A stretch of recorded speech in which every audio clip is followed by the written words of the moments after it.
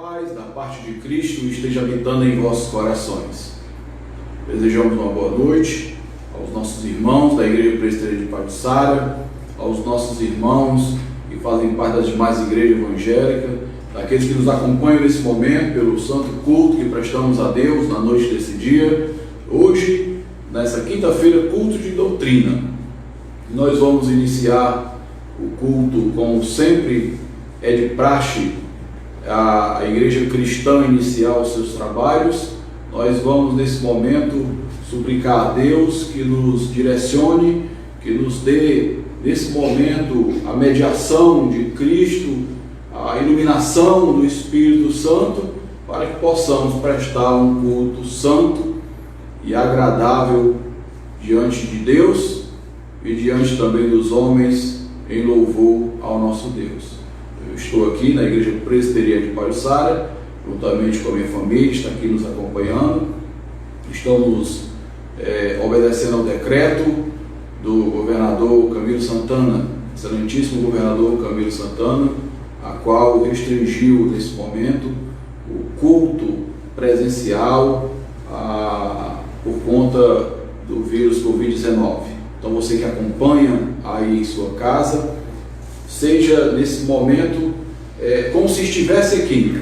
Nós vamos orar clamando a Deus, e essa oração inicial eu vou convidar você que está me ouvindo, você que está me assistindo nesse momento, aí na sua sala, onde você está, chamar as demais pessoas para participar do santo culto. Peça que todos se desliguem dos seus afazeres nesse momento e esteja junto com você, para juntos adorarmos o Senhor em um só Espírito, em Espírito e verdade. Assim, aí onde você se encontra, dobre os seus joelhos, como eu e a minha família aqui estamos. Nós vamos nos prostrar diante do Senhor, clamando a Ele por graça e por misericórdia. Curve o seu joelho onde você se encontra e vamos estar orando ao Senhor nesse momento.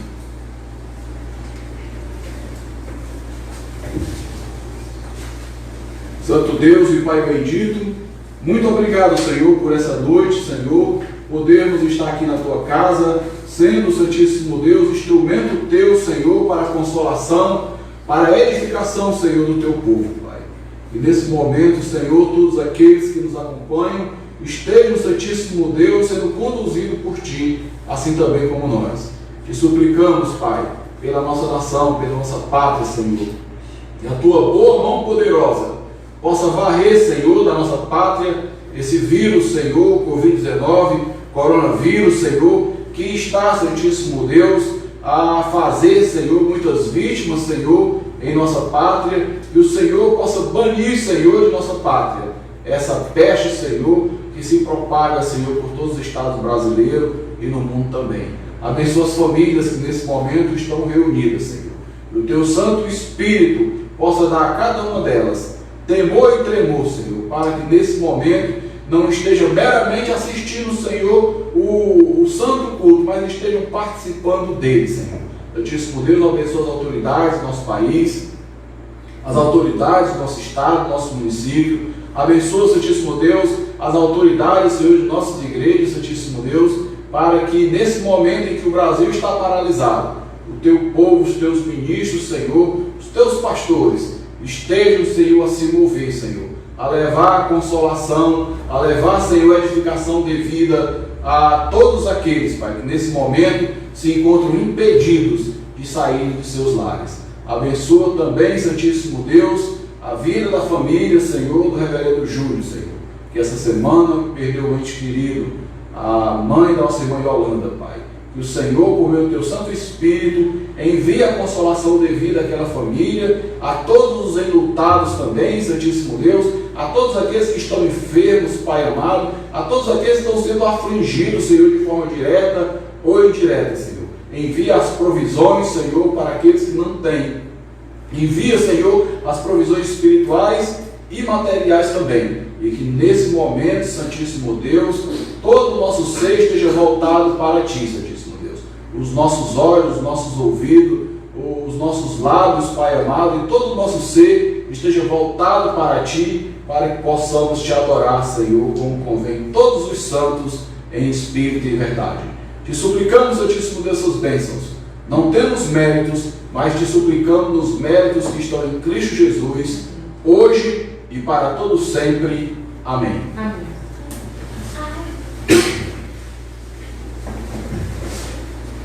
Dando continuidade, meus irmãos, ao Santo Culto, você que está com a sua Bíblia nesse momento, abra no livro dos Salmos, de número 84. Se você não está com a sua Bíblia, pegue a sua Bíblia nesse momento, certo? E abra no Salmo 84, para que todos possamos participar do culto que prestamos a Deus. Salmo 84 registra algo que você cristão está sentindo nesse momento: saudades do templo. Assim está escrito na palavra de Deus. Ao mestre de canto, segundo a melodia, os lagares, salmo dos filhos de Corá. Quão amáveis são os teus tabernáculos, Senhor dos exércitos! A minha alma suspira e desfalece pelos atos do Senhor. O meu coração, a minha carne, exultam pelo Deus vivo. O pardal encontrou casa e a andorinha ninho para si, onde acolhe os seus filhotes. Os teus altares, Senhor dos exércitos, Rei meu e Deus meu. Bem-aventurados que habitam em tua casa, louvam-te perpetuamente. Bem-aventurado o homem cuja força está em ti, em cujo coração se encontram os caminhos aplainados, o qual, passando pelo vale árido, faz dele um manancial de bênção, cobre a primeira chuva. Vão indo de força em força, cada um deles aparece diante de Deus em Sião.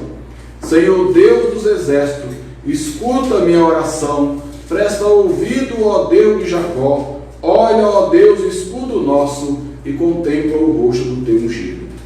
Pois um dia nos teus átrios vale mais que 1000. Prefiro estar à porta da casa do meu Deus, a permanecer nas tendas da perversidade. Porque o Senhor Deus é só o escudo, o Senhor da graça e glória, nenhum bem sonega aos que andam retamente. Ó Senhor dos exércitos, feliz o homem que em ti confia. Assim, meus irmãos, ao cumprir esse propósito escrito no Salmo 84, a qual o salmista expressa toda a sua alegria e seu amor pela casa de Deus, que possamos transmitir também nesse momento por meio dos nossos louvores, todo o nosso amor que nós temos para com o próprio Deus.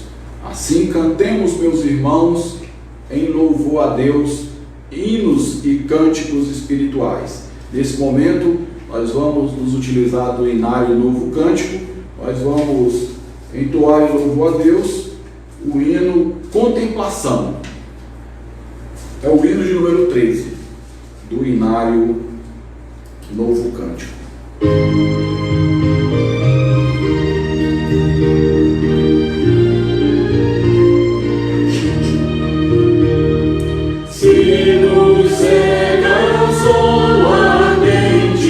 Quando visto em seu fulgor, quem contemplará aquele que do sol é criador?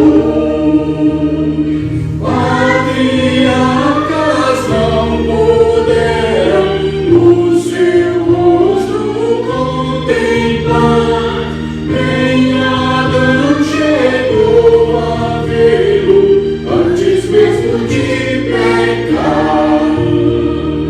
Luz perante a qual é trevas, mesmo o sol a fulgurar. Nossos olhos pecadores não te podem contemplar. Fogo em cima da arca santa, sarça ardente lucidar, são figuras dessa glória do Senhor eterno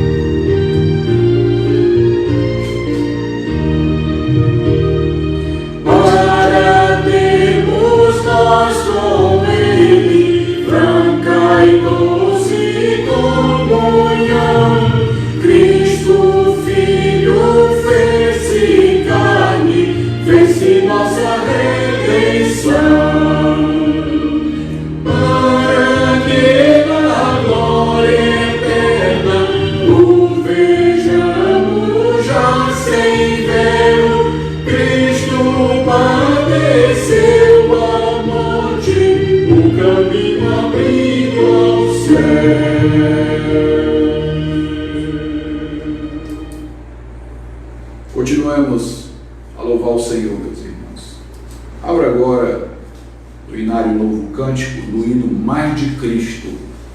É o hino 135 do Inário Novo Cântico.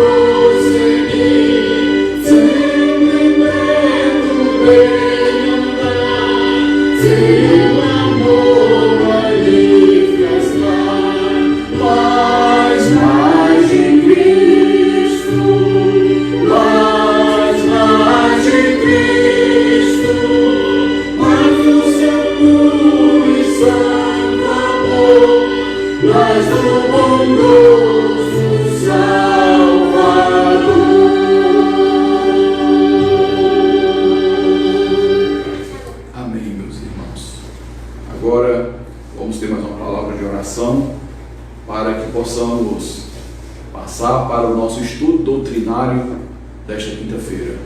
Mais uma vez, eu convido você a baixar sua cabeça, fechar os seus olhos. Peço ao Senhor nesse momento que fale com você. Peço ao Senhor nesse momento que ilumine o nosso entendimento, para que possamos, como o cântico bem aqui ressaltou, receber mais de Cristo em nossas vidas. Baixe sua cabeça, feche seus olhos e oremos ao Senhor nesse momento. Santo Deus, Pai bendito, tenha misericórdia, Senhor, em nossas vidas e aplica, Senhor, a Tua palavra aos nossos corações, à nossa vida, Senhor. E que a palavra, Senhor, que foi ensinada aqui esta noite, venha, Senhor, ser depositada no âmago do nosso ser, por meio da espada de dois gumes, que é a Tua palavra, Senhor. E uma vez depositada no âmago do nosso ser, Senhor, que se torne testemunho, que se torne, Santíssimo Deus, glória para Ti, Senhor, que molde as nossas vidas de acordo com o Teu querer e a nossa vontade, e que também, Santíssimo Deus, essa palavra depositada em cada um de nós possa, Senhor, resplandecer em nossas vidas, de forma que onde houver um cristão, com a Tua palavra, Senhor, operando em sua vida, esse cristão seja um farol para aqueles que se encontram em dessas trevas, Pai. Santíssimo Deus, tenha misericórdia, Pai. Ilumina, Senhor, as nossas mentes e todo o nosso ser, para que possamos compreender a Tua bondosa vontade para as nossas vidas. Suplicamos essas bênçãos, em nome do Deus Pai, Filho e Espírito Santo, hoje e sempre. Amém. Hoje, meus irmãos, nós vamos tratar de um tema muito importante para a vida cristã. Todos os temas são importantes para a nossa vida, mas o tema de hoje é sobre a autoridade das Sagradas Escrituras. É um tema que geralmente não ouvimos muito falar dele, a não ser quando, em tempo de comemoração do aniversário da Reforma Protestante, os pastores e as lideranças passam a ensinar sobre os 5 solas, a qual um deles fala sobre o sola Escritura, sobre as Escrituras Sagradas. E hoje, mesmo não sendo, meus irmãos, uma data nem sequer próxima da Reforma Protestante, mas vamos abordar esse tema, que é um tema doutrinário importante para a vida da igreja. É o tema da autoridade da Escritura. Assim, meus irmãos, para que possamos compreender a importância da Escritura para a nossa vida e a vida de toda a igreja do Senhor, eu convido você a abrir a sua Bíblia em 2 Pedro, capítulo 1. 2 Pedro, capítulo 1. Dois versículos apenas. Versículo 20 e 21.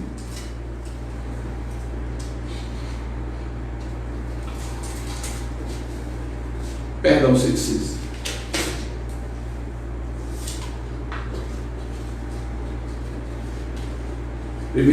Segunda Pedro, capítulo 1, 20 e 21.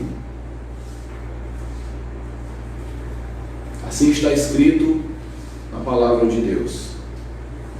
Sabendo primeiramente isso, que nenhuma profecia das Sagradas Escrituras provém de particular elucidação, porque nunca jamais qualquer profecia foi dada por vontade humana.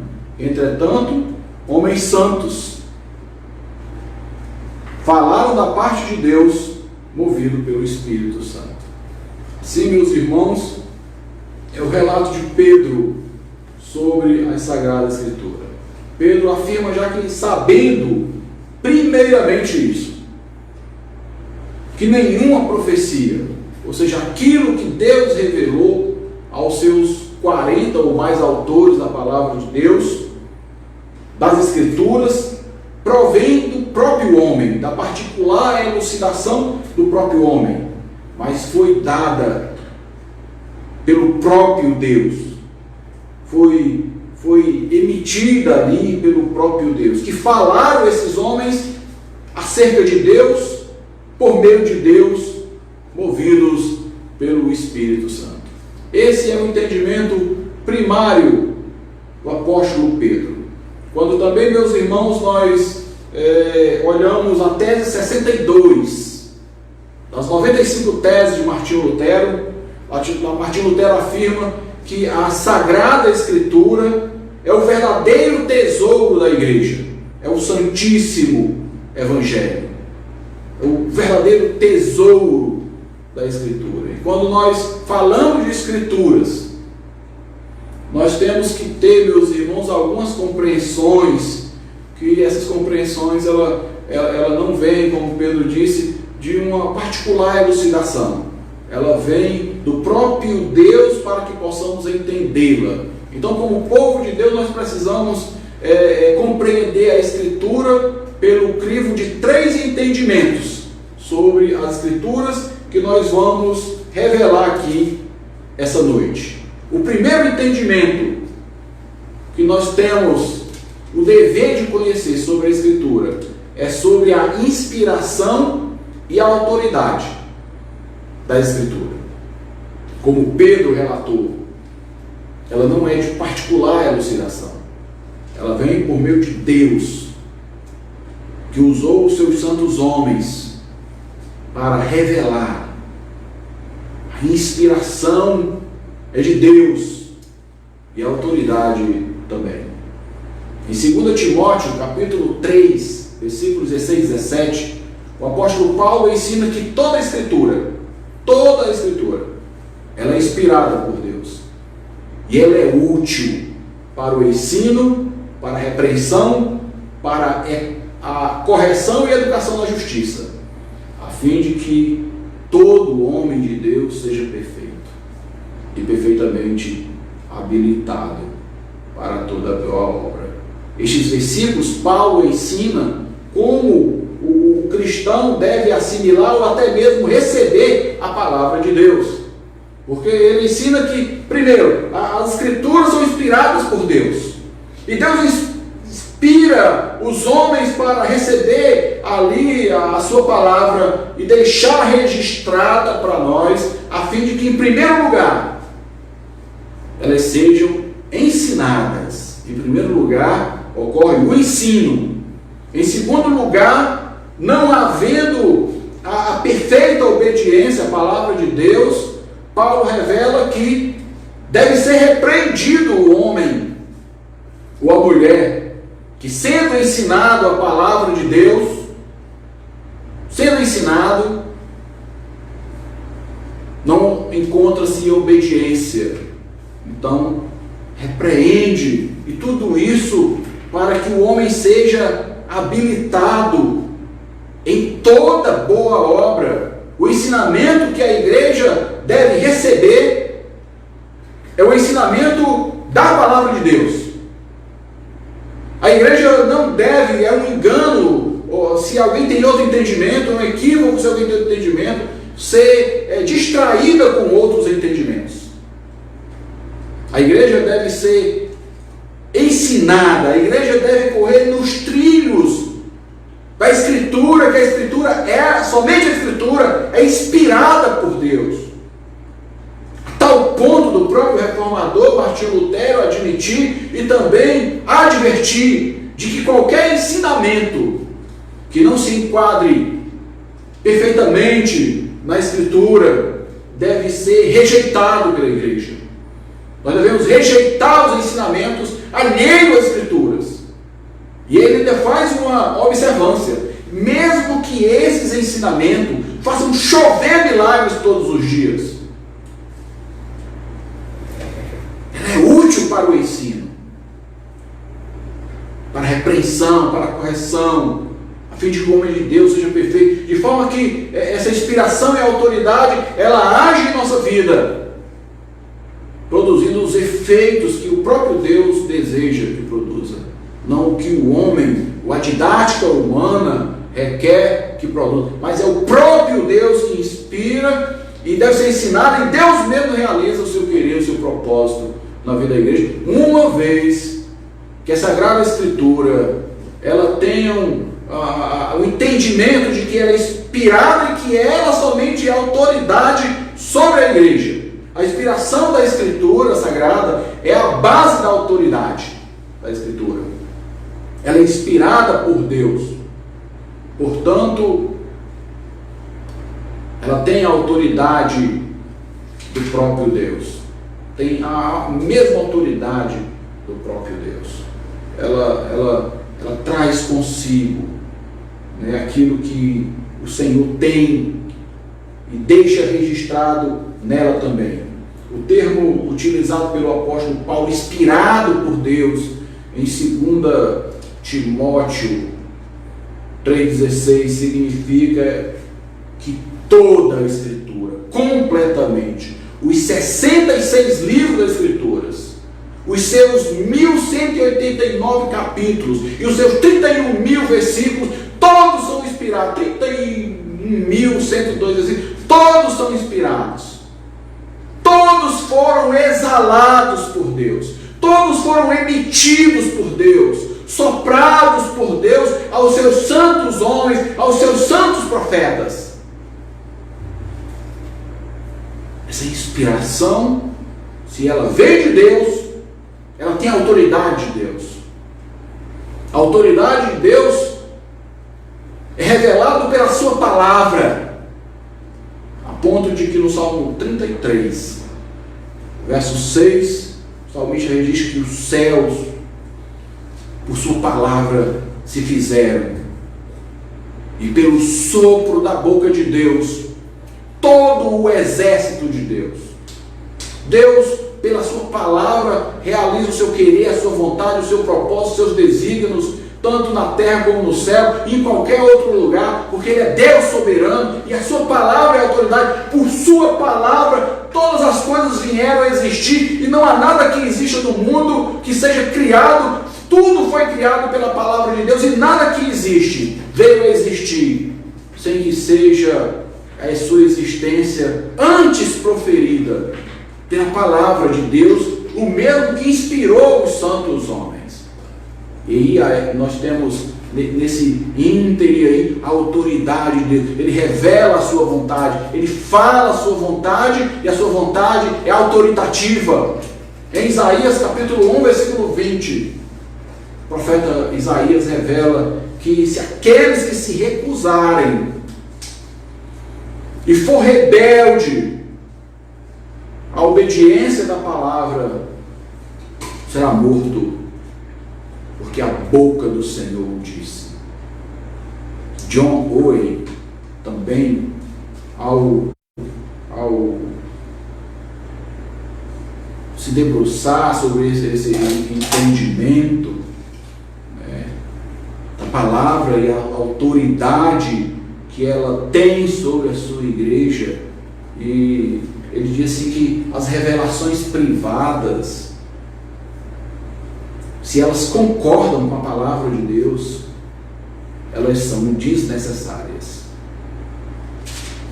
E se elas não concordam com a palavra de Deus, elas são falsas. Não devem permanecer em nosso meio. O que permanece em nosso meio, por princípio soberano de Deus, em todo esse livro santo, é o entendimento de que ele é inspirado e traz essa inspiração à própria autoridade de Deus. Você não pode esquecer esse primeiro princípio. Se possível for, anote aí na sua Bíblia ou em qualquer outro campo aí da sua agenda sobre esses três fatores que nós não podemos esquecer: a inspiração e a autoridade da Escritura. Existe também um segundo fator que nós não podemos deixar de falar sobre ele. É sobre a inerrância e a infalibilidade das Escrituras Sagradas. Ela é inerrante e infalível. Abra a sua Bíblia agora no Salmo 19, versículos 7 e 8.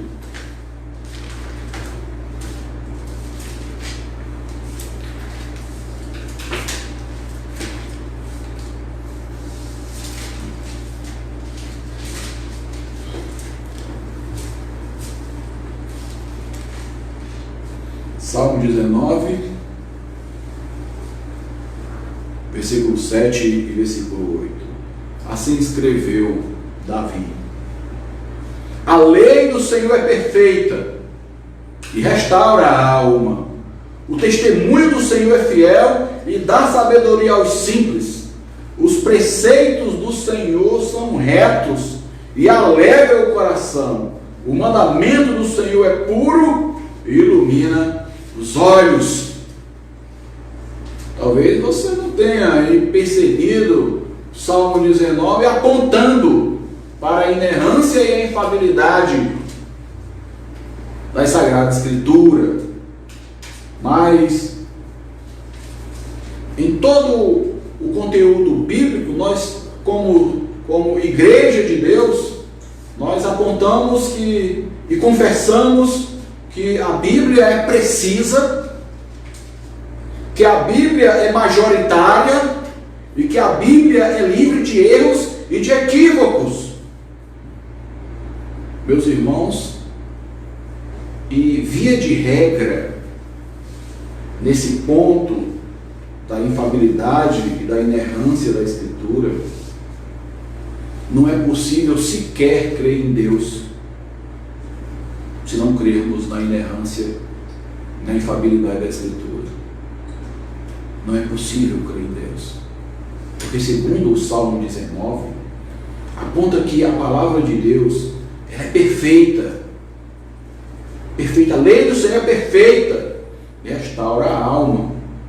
Salmo 19 também nos ensina de que o testemunho do Senhor é fiel. A Bíblia é fiel.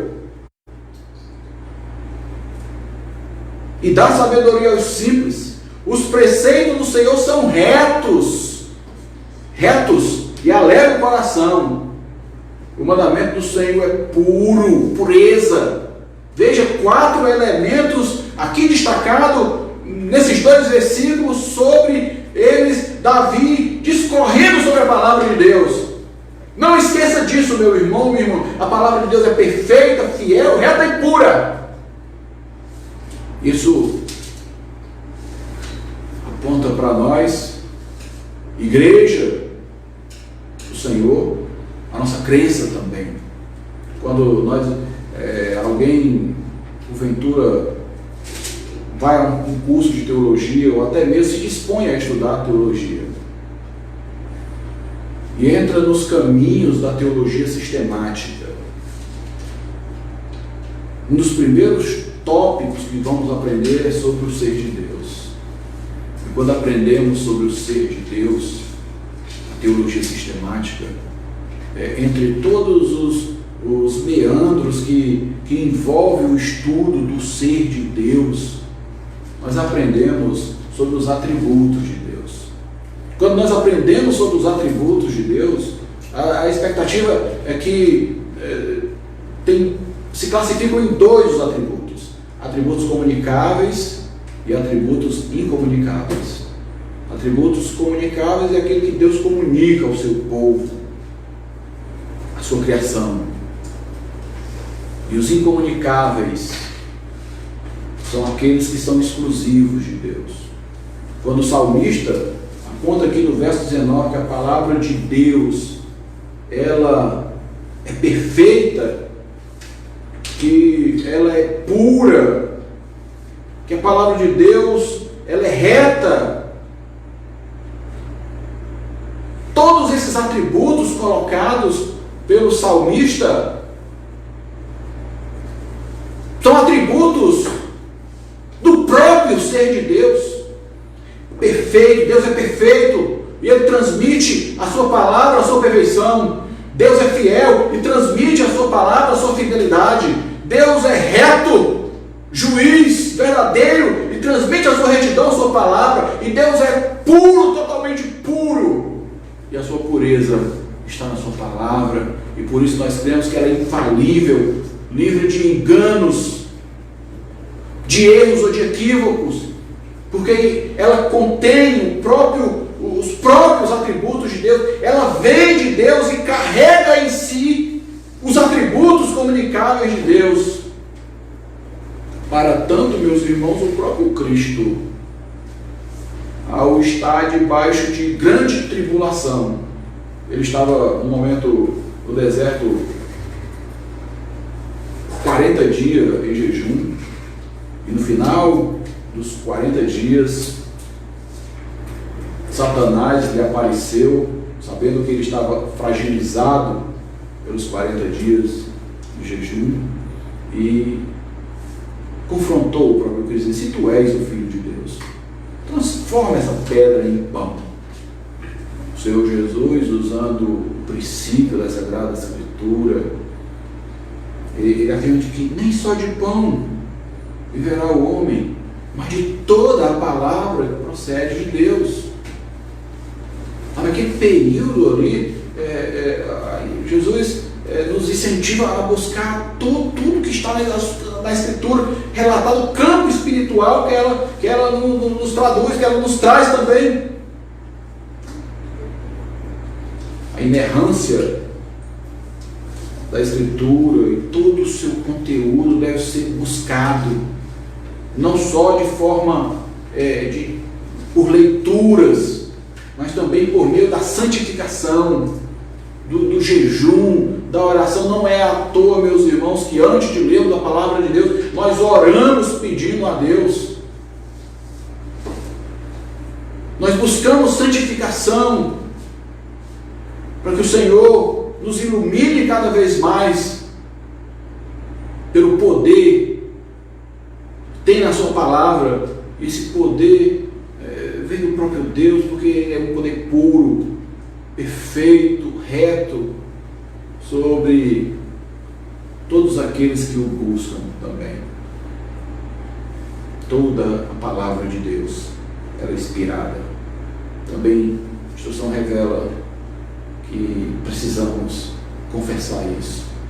A autoridade da palavra, a sua inerrância. Mas tem uma terceira lição também que você precisa aprender. É que ela, principalmente, meus irmãos, desse período de isolamento social, de medo, de temor, temor de ficar enfermo, temor pelas provisões materiais, nós temos um terceiro apontamento da palavra de Deus.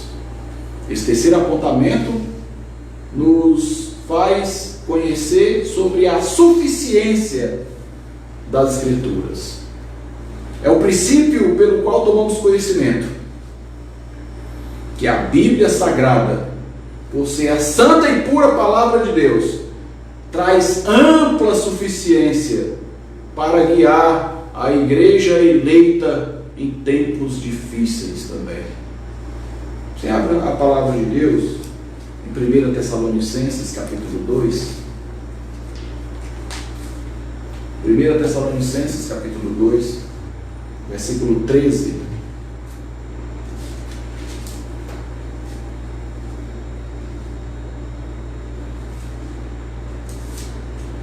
Tessalonicenses, capítulo 2, verso 13.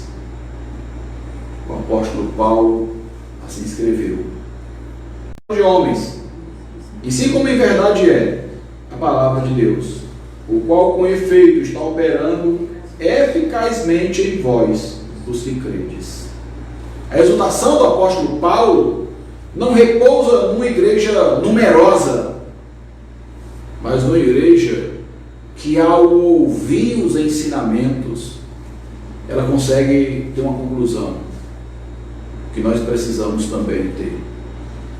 É que a palavra de Deus,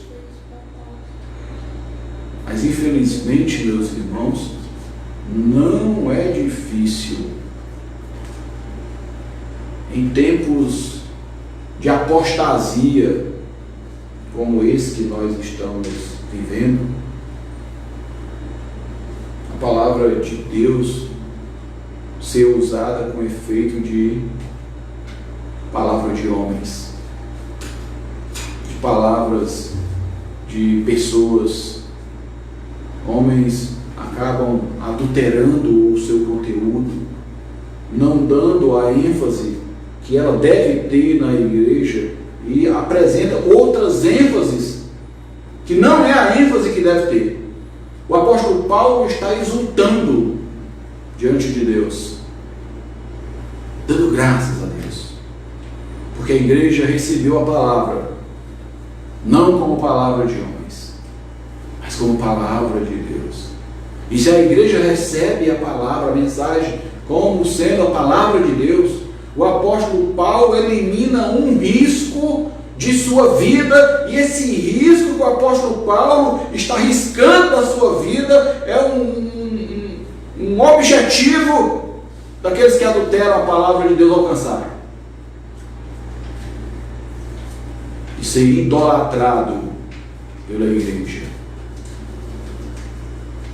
de ter o lugar de Cristo na igreja. O apóstolo Paulo, de outra forma, disse: graças a Deus, porque a palavra que vocês receberam, vocês compreenderam que não vem de nós, é a palavra de Deus. Deus move os lábios, nada por Deus, e que o pastor entende que ela é suficiente para ele, para a vida da igreja. Existem uma operação da palavra no seio da igreja. A palavra opera santificação. Santificação. Se nós cremos que a palavra de Deus é suficiente, ela opera a santificação, que essa igreja que recebe a palavra como sendo palavra de Deus é uma igreja que tem uma fé operosa.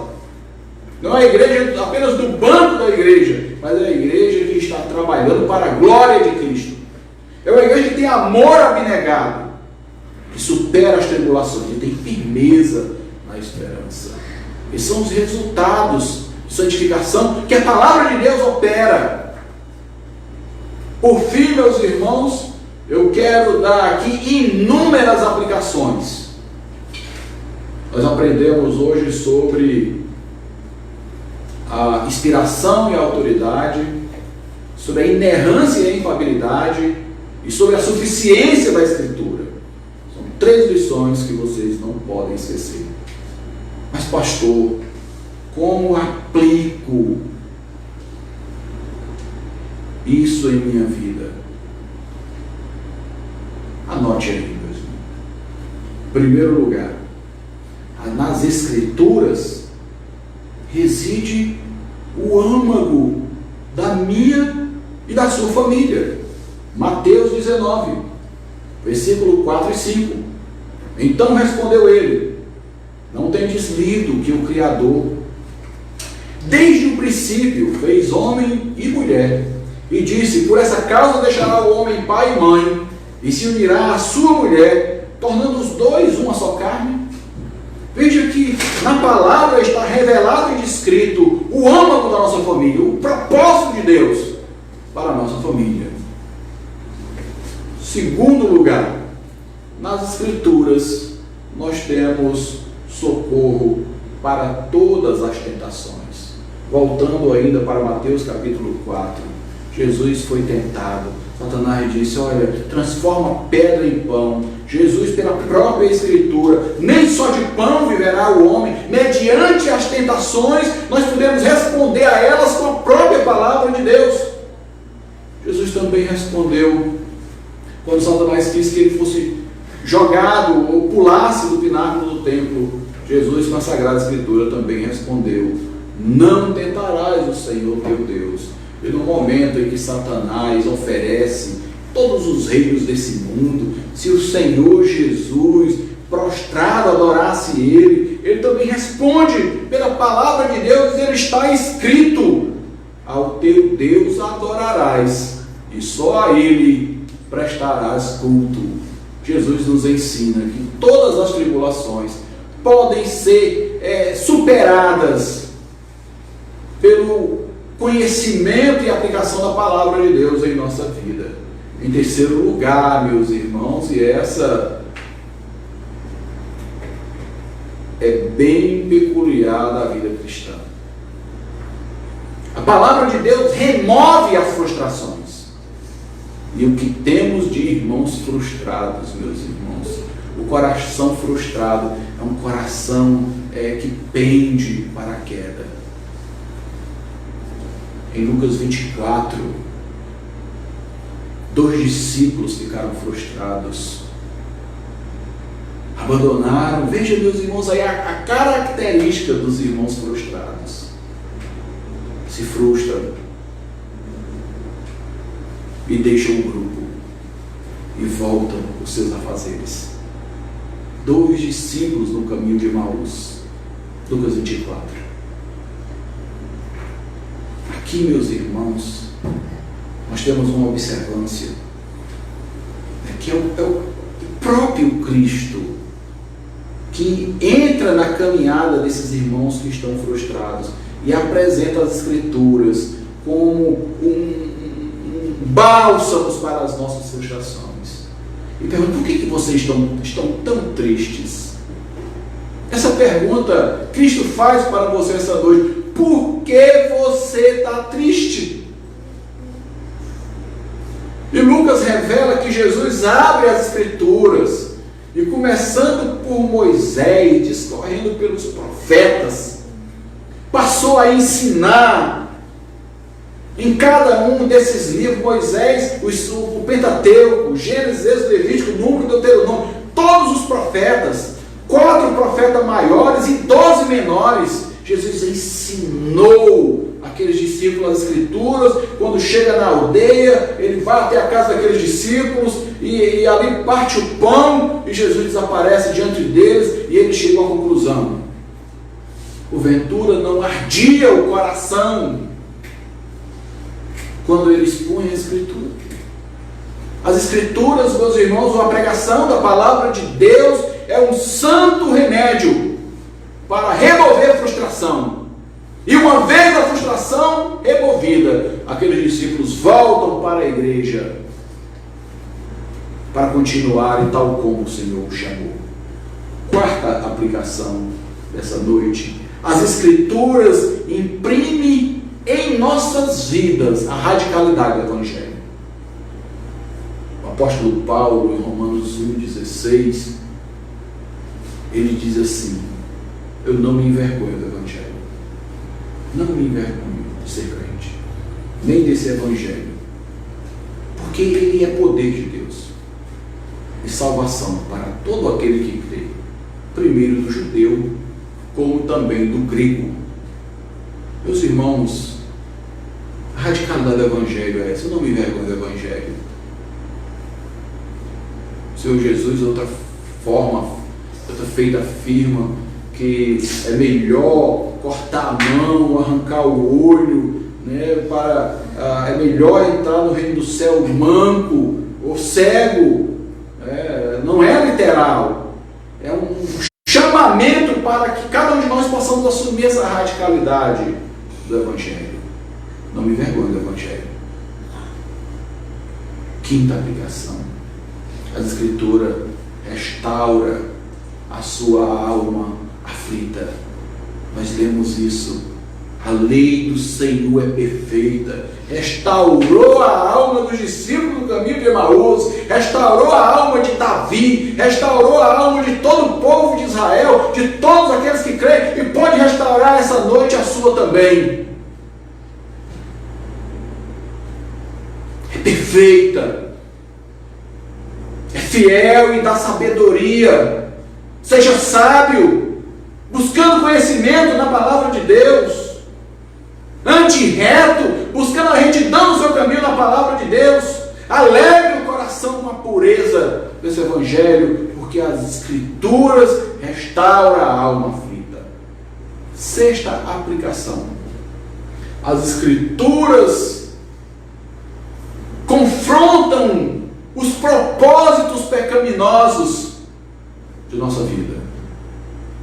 Se você observar em Hebreus capítulo 4, verso 12, o autor de Hebreus se revela porque a palavra de Deus é viva e eficaz, e ela corta mais do que qualquer espada de dois gumes. Ela penetra a ponto de dividir o espírito, alma, espírito, juntas e medula, e é apta para discernir pensamentos e propósitos do coração. A Escritura confronta os propósitos pecaminosos. Na hora que ela inclusive é lida ou principalmente pregada, muitas pessoas se sentem atingidas, muitas pessoas se sentem mal ao ouvir a pregação da palavra de Deus, muitas pessoas ficam inquietas ao ouvir a palavra de Deus, e toda essa inquietude e todo esse sentimento avesso é simplesmente, meus irmãos, o cumprimento de Hebreus capítulo 4, verso 12, é a palavra de Deus acicatando, lancetando nossa vida, confrontando os nossos propósitos mais pecaminosos. Ela penetra, ela corta, ela decepa, ela separa, ela vai lapidar o homem no momento da sua pregação, chamando o homem a se arrepender dos seus pecados e andar em novidade de vida. Sétima aplicação: a palavra de Deus, e aliás somente por meio dela, não há outro meio, produz pureza,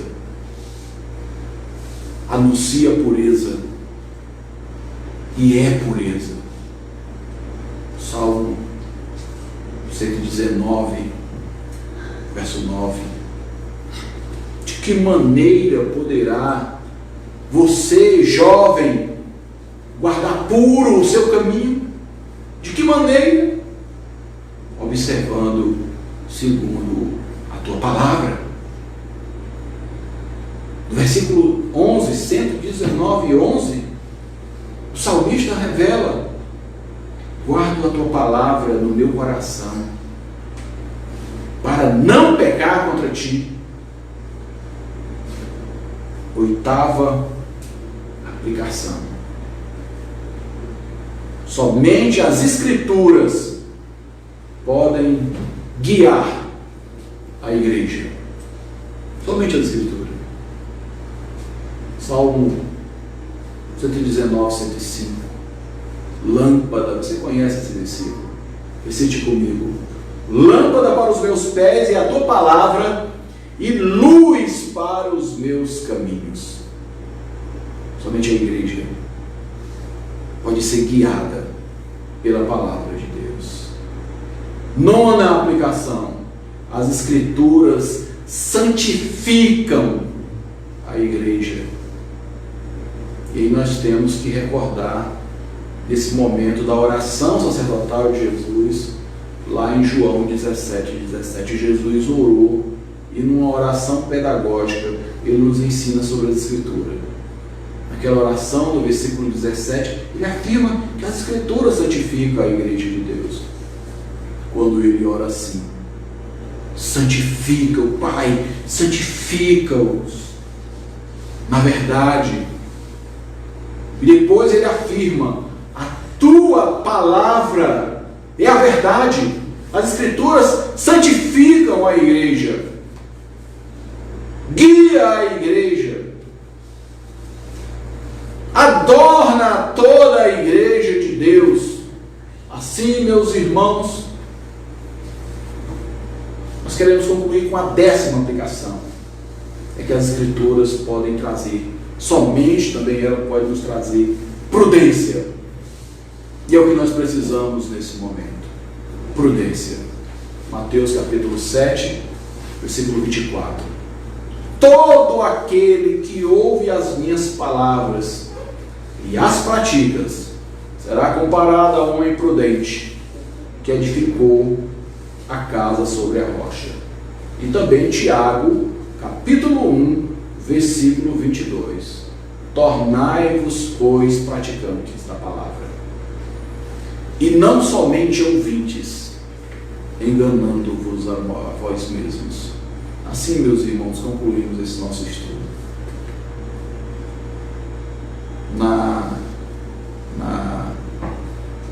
No desejo, na ansiedade diante de Deus, que você tenha sido abençoado por essa palavra. E ficamos agora, nesse momento, com as palavras também de João Calvino, sobre a palavra de Deus, quando ele afirmou que a Bíblia é o cetro pelo qual o Rei Celestial governa a sua igreja. Meus irmãos, devemos ser governados por essa palavra, dirigidos, santificados, curados, convertidos por essa palavra. E se existe, meus irmãos, alguma carência na sua vida, busque na palavra de Deus, porque ela é o meio pelo qual Deus deixou para sermos conduzidos, para sermos santificados. E nesse momento nós vamos orar ao Senhor. Eu peço você mais uma vez que baixe a sua cabeça onde você se encontra, feche seus olhos, chame o seu filho para perto de você, sua filha, seu esposo ou seu marido. Se reúna a família nesse momento e vamos orar ao Senhor nesse momento, agradecendo pela palavra de Deus que Ele deixou para nós, que Ele deixou para a nossa edificação. Vamos agradecer a Deus por essa riqueza, por esse tesouro espiritual que Ele mesmo deixou para o nosso benefício. Portanto, se você puder, fique em pé, pegue na mão da pessoa que está do seu lado, se una com sua família. Se você está isolado aí, obviamente, se tem alguém enfermo, nesse momento não, mas se você está saudável, se una com outra pessoa saudável, baixe a sua cabeça, feche seus olhos e vamos orar ao Senhor nesse momento, agradecendo a Ele pela sua palavra. Oremos ao Senhor. Santíssimo Deus e Pai bondoso, muito obrigado, Pai amado, pela Tua palavra, Senhor. Muito obrigado, Santíssimo Deus, pelas Sagradas Escrituras, Senhor, que aquece o nosso coração, que aquece o nosso peito, que guia-nos, Senhor, pelos caminhos retos, santos e puros. Ó Deus amado, que nesse momento Teu Espírito Santo, Senhor, esteja operando, Senhor, na vida de cada irmão e de cada irmã, por meio dessa palavra.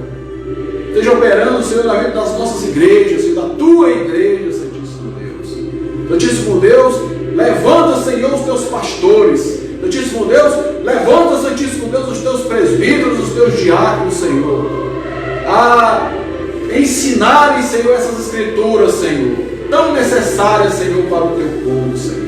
Que a tua escritura seja a batuta, Senhor, do grande Maestro, Senhor, o Deus Pai Todo-Poderoso, a guiar, Senhor, o teu povo, Senhor, no cântico celestial, Pai. Santíssimo Deus, dar-nos mais amor, Senhor, pela tua palavra.